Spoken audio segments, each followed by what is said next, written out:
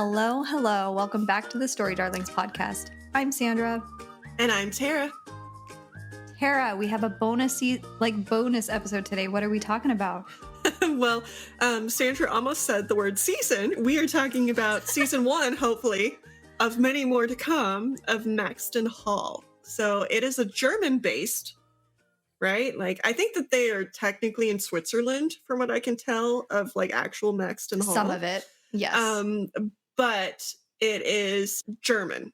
Like it's based on a German book. Okay.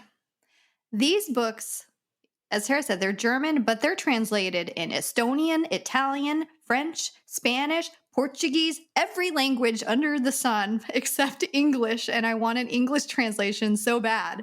The author's name is Mona Kasten, and the Maxton Hall series is just a trilogy. It's Save Me, Save You, and Save Us are the names of the books. And I think that literally like yesterday, I don't know, whenever this episode airs, they just announced that there is going to be a season 2. So hopefully, yay, if they can keep up. I know. Because like, I'm going to need this tomorrow. Thank you very much. The way that this show is filmed, it focuses so much on the intimate conversations between James and Ruby. And so it doesn't seem like it's that high effect or anything. So like if they needed to film this, I feel like they should be able to do that really quickly, get it all produced and edited, and then be able to release it fast because we need more.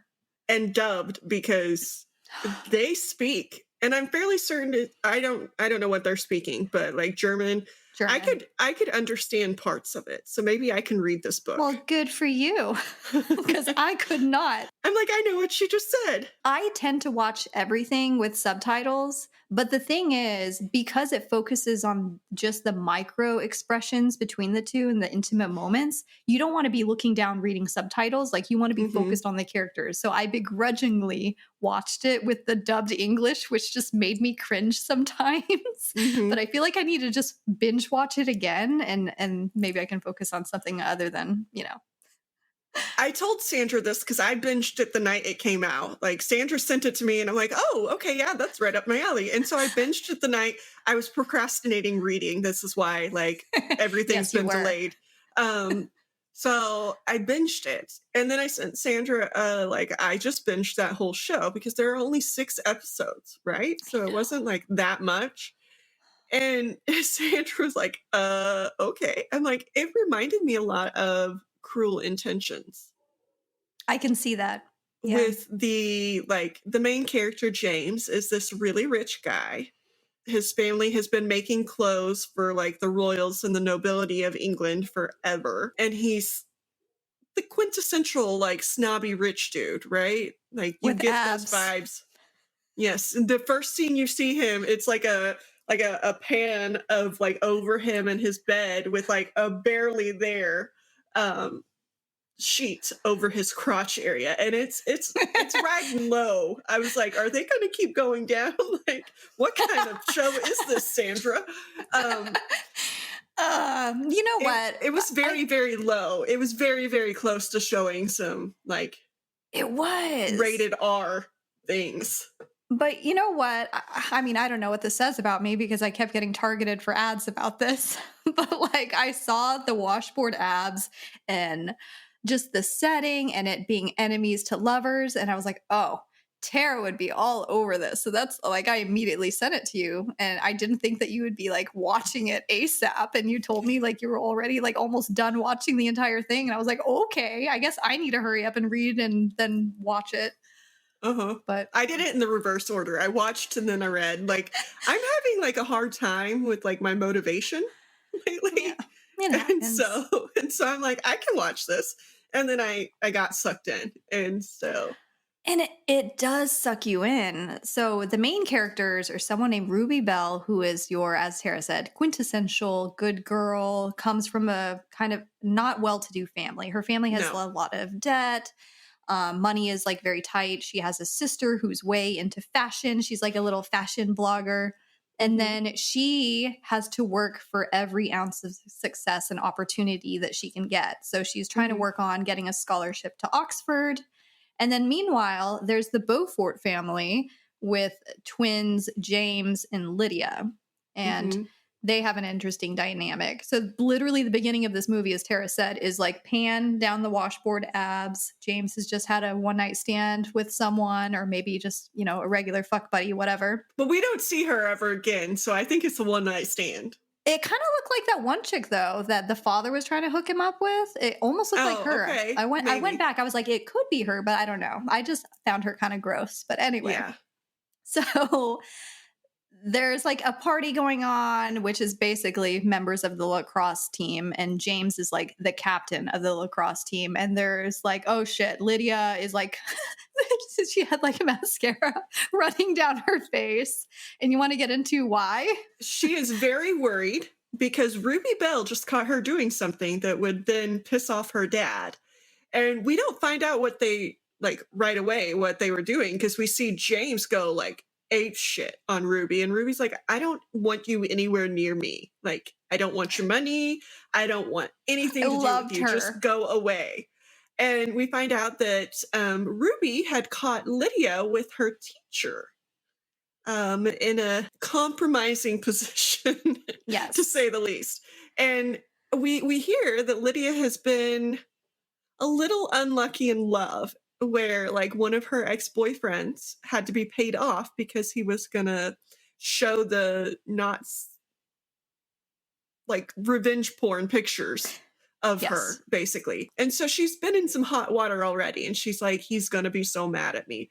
But Ruby has no intention of like blackmailing her or anything.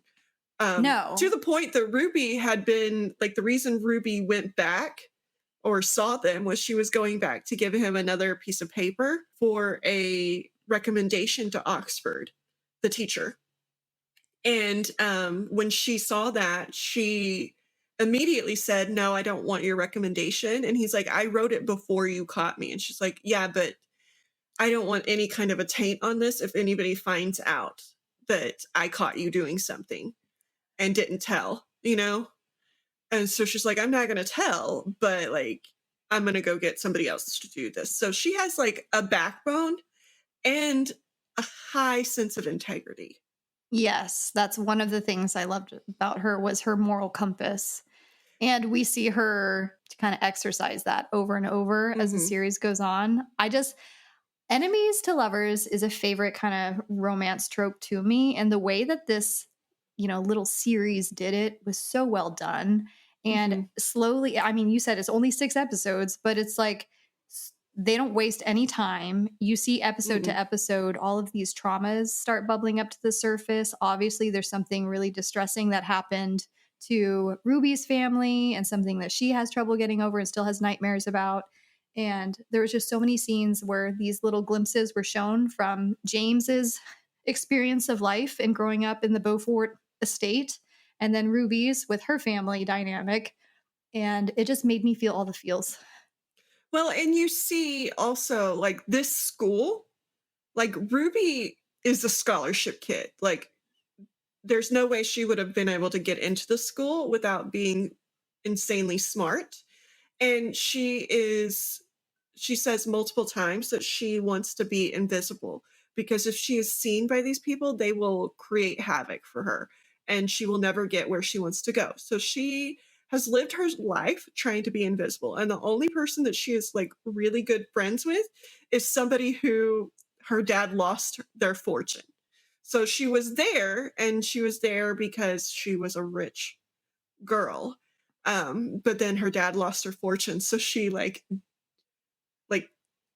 became not Libby, I'm sorry, Ruby's friend because of that.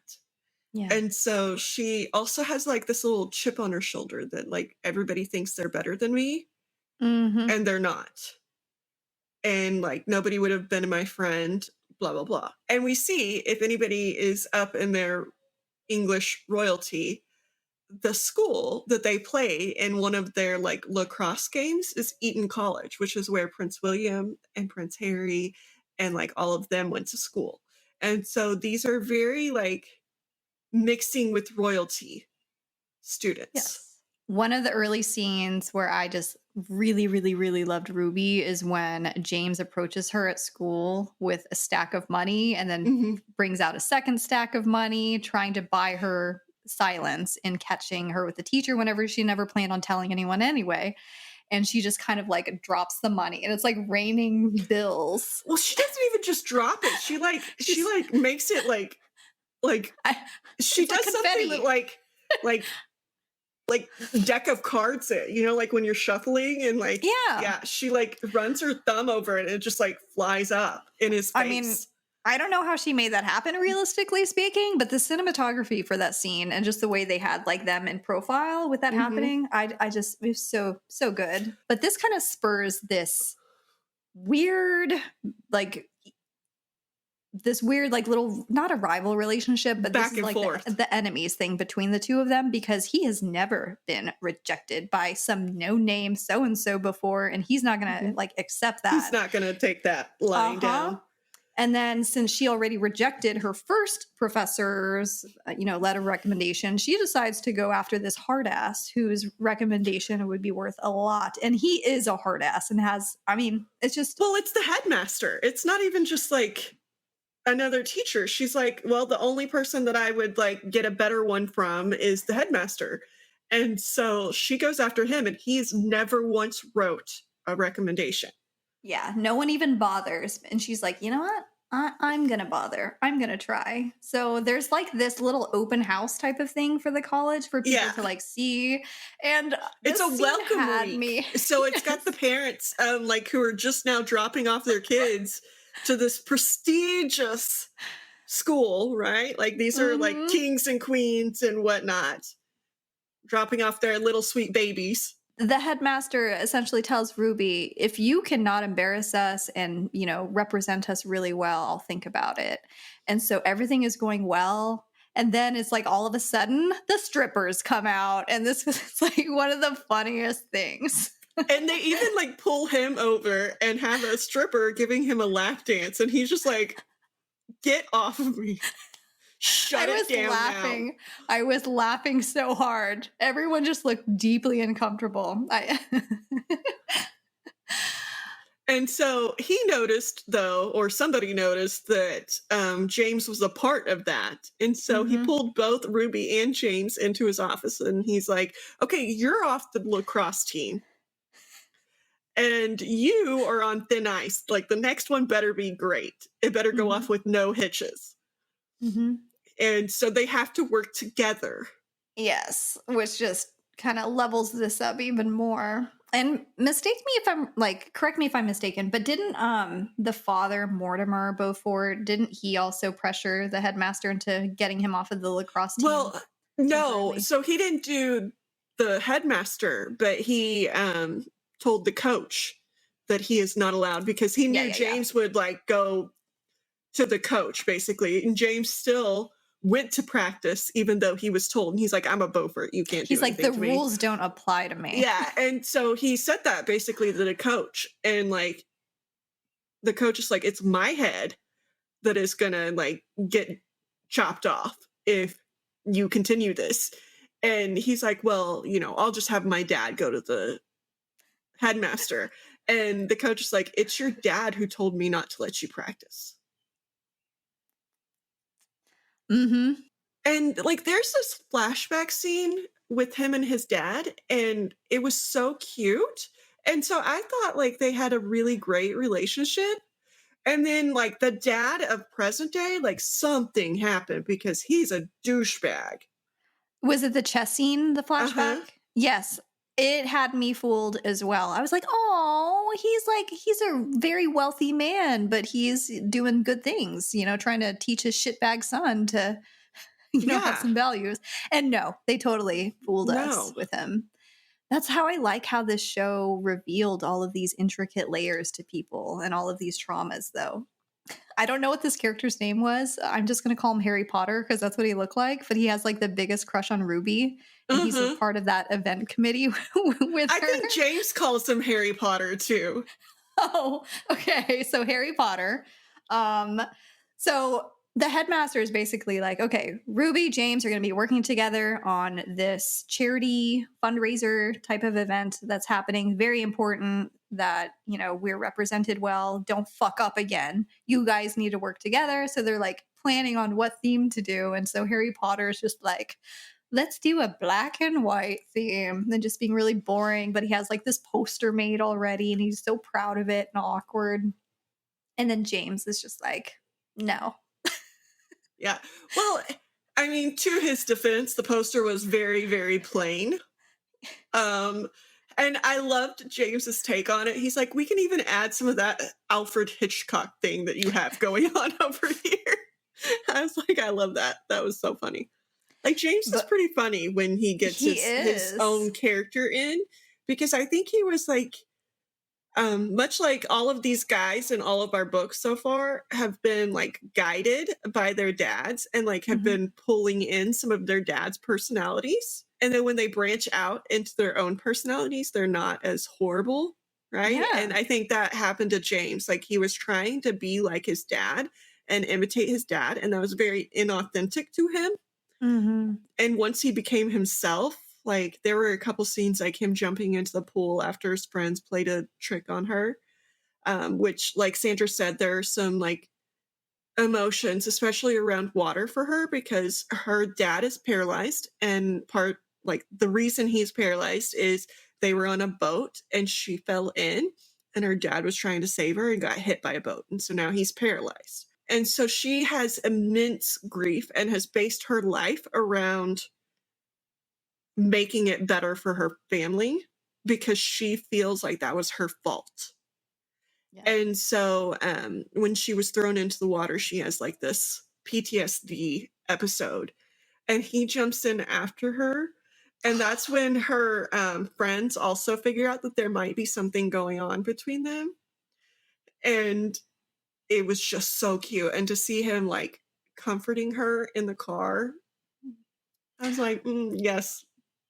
I love that scene so much. I also loved how the chauffeur knew what was going on between the two of them, and like even his little comment, like, should I do another turn? Round? Just keep Well, and the looks he kept giving the mirror.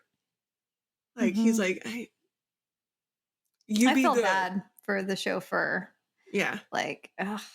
Well, especially at the like end scene, or one of the last scenes where well, there were two. One where the dad was attacking James and the chauffeur got in the middle of it. And the dad's like, get out of my way. And he's like, no. Like, he was a much better dad than his dad was. I don't know. I feel like there's something that had to have happened in between that little kid one where he was like playing with him and now. Yeah. I'm so interested. I think that there's also like, because James even mentioned this, because there was a scene where Ruby was dressing up in a Beaufort like Victorian age costume, and the dad comes in and is just an ass about how she's not worthy and blah blah blah. And James makes a comment about, well, why were you?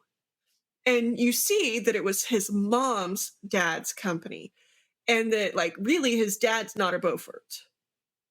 Like, he just took his mom's name. And I so wanted mom to step up and be like, no, you don't get to act like this. This isn't even your fucking company. Like, back the fuck off. And she never did. And I was like, please just stand up for your children. And she never did. James's parting words to his mom before the whole Oxford visit and stuff, when he was like, oh, I can see it's, inherited, not, staying in line and not doing anything, just doing what you're told. I see where I get it from.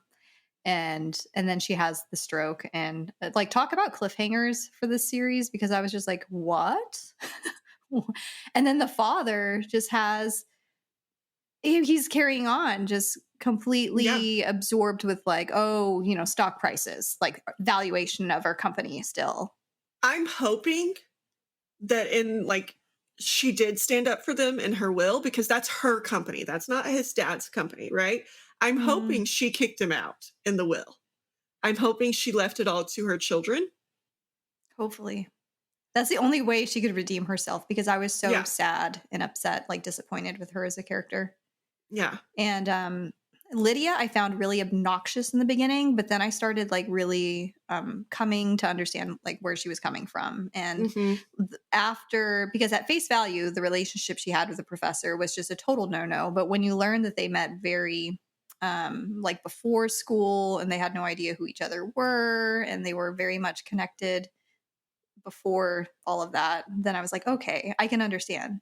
It was very much like the Ezra and what's her name in Pretty Little Liars, Lucy Hale's character, that they like, he turns around and she's in his class and he's like, Oh, this is okay. difficult. Yeah. And then we find out that Lydia's pregnant and she is going to keep the baby and she wants to be a mom, and you see her like kind of grow up in like two You minutes. do. She came to be one of the characters I respected the most because she was like, Mhm. you know what? I'm going to do school and be a mom. And I still am not going to give up on taking over this company because James doesn't want it. Like, I want to do it. So I really had a lot of Like she respect has for her. the business sense too, whereas Uh-huh. James doesn't. He He's has just like the male. creative, like you He's see him just, sketching a yeah. picture of Ruby, and like he could totally do like designs and stuff, which he ended up doing like the poster too. Like there was a picture Uh-huh. taken which I loved and thought was so cute. And of course Ruby was mortified whenever the posters were up all over school. Because she wants to be invisible, not Yeah. like the picture of this, like, because the picture was of her and him together. And Mm-hmm, she's like, mm-hmm, so that just like blew my invisibility up. mm-hmm. And then he does something like jackassy, right? Like towards the end.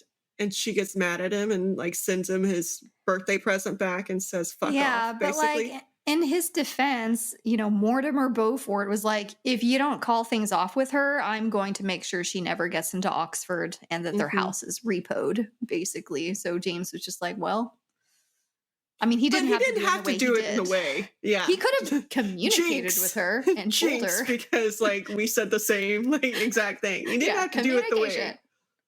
No, he could have communicated it. Like Ruby, he should have known about Ruby that she could have handled it, right?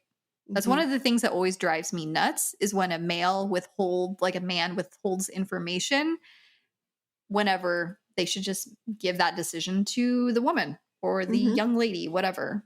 Yeah. It irks me. Hmm. So, But yes, so I love the charity gala. When they up until the point where Mortimer shows up when they're making out after flipping the lights back on because he was mhm. just a dickhead. I love the pool party. If you've learned nothing about me and Sandra, is that I love me some spice and Sandra loves her some parties. So, It's like we never got to go to parties in high school. And then we went to college and we're like, oh, 80s party. That was like the first party that we went mhm. to, remember? Yes. It's just like, okay, going to all the parties now. Good girls. Not understanding. We were very much the rubies of the situation. Like, Uh-huh. eh. Working hard in school. Yeah. Yep. Yeah. Definitely related to Ruby that way. Mhm. And then there's like the whole Oxford visit. So she does end up getting the recommendation from the headmaster, and she should be so proud. And I love the moments with her family too, when they're just being so supportive. And even the Mhm. sister doing things like staying up for 48 hours to like sew a freaking Victorian dress for her. Like there was so much sisterly love there. And it was the complete opposite of James's experience. And Mhm. as you were saying, like any chance that he had of having space to breathe, that childlike wonder and freedom and that sweetness and kindness came out. And I just wanted to see more of that. I just felt so bad for him. His only good relationship, I feel like he had, because kind of good with his mom, but she wouldn't stand up for him. So I feel like No. that's a downer. Yeah. And his sister, like I thought him and his sister had a good relationship. Like he would do anything for her, and I didn't get the sense she would do anything for him. Like I think she was a little bit more selfish in that, but like they still had a like, I'll back you, you back me kind of Especially toward the relationship. end. Yes, Hmm. they definitely had each other's back toward the end. They were like, you know what? We just have each other. Yeah, because our dad's an asshole and our mom just died. So I have a feeling there's something with that. Like they're gonna team up and like the Yeah. mom gave them half of the company or something. Like, So I've been doing a little bit reading about the series, and it's like, oh, get ready for the next book or next season. It's just going to be even more drama and scandal. I'm like, what else can possibly happen with mhm. scandal? Like my brain can't comprehend that yet. I So mean, Gossip Girl put a lot of scandal in there. see, So I never like, watched Gossip Girl, so I don't know. but I did like the like Gossip Girl, obviously based in New York, but I liked this being based in England slash I'm sure Switzerland. you did. Uh huh. Yes, I did enjoy that. Mm-hmm. Especially because I'm going to England, so I saw like places that I actually recognized and like that I want to go back to. Like we're going to Oxford, and I'm like, "Ooh, that's cool. Ooh, I want to see Mm-hmm. that." So I'm trying to think of like more scenes if there were any big ones. oh, we didn't mention. I don't know who the dude, Alistair, the curly-haired dude that is one of his Oh, the friends. gay That like friend, the the gay gay friend. teammate. Yeah. Yeah.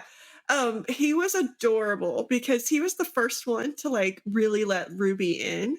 And he did it before he even knew that there was like this rivalry between her and James. And Mhm. it was so funny because I was like, oh, is he going to hit on her at that game where he got thrown out? Right. And he Uh-huh. goes over and he's like, the action's this way. And she's like, oh. And they had like this cute little like bonding moment.